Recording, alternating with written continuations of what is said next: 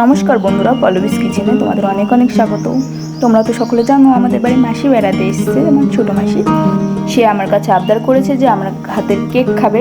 তো আমি ঝটপট বানাতে চলে গেলাম। আর মাসি যেহেতু মাংস আর ডিম খায় না, তাই আমাকে এগলেস কেক বানাতে হবে। তো আমি প্রথমে একটা বাটিতে গরম দুধ নিয়ে তাতে 2 কাপ মতো চিনি গুলিয়ে রেখে দিয়েছি। আর এইদিকে আমি চায়ের কাপের 2 কাপ ময়দা নিয়ে নিয়েছি, 2 টেবিল স্পুন পাউডার দুধ নিয়ে নিয়েছি, আর তারপর 1/2 টেবিল স্পুন বেকিং পাউডার আর সামান্য 1 চিমটি পরিমাণে বেকিং পাউডার দিয়ে ভালো করে এটাকে মিক্স করে নেব। শুকনোটাই প্রথমে মিক্স করে নিতে হবে, না হলে পরে ভালোভাবে বেকিং পাউডারটা মিক্সড হবে না। তো তারপর দিয়ে দিলাম সেই মিক্সচারটা, যেটা দুধ আর চিনি ভিজিয়ে রেখেছিলাম।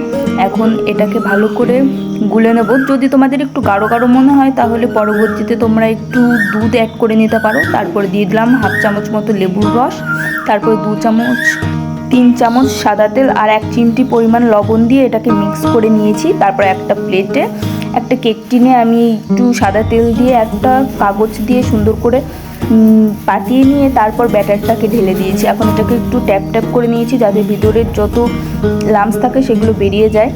তারপর আমি কড়াইতে ফ্রি হিট করে নিয়েছিলাম 10 মিনিটের মতো। তারপরে কেকটা বসিয়ে এটাকে ঢাকা দিয়ে দিয়েছি প্রায় আধা ঘন্টা মতো।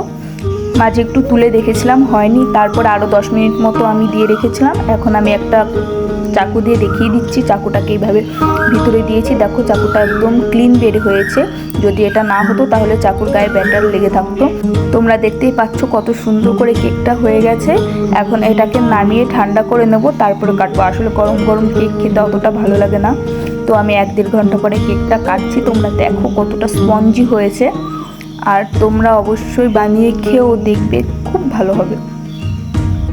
এই দেখো ভিতরটা একদম স্পঞ্জি হয়েছে, খেতেও খুব সুন্দর হয়েছিল। তো আজ এই পর্যন্ত, দেখা হচ্ছে নেক্সট একটা ভিডিও নিয়ে।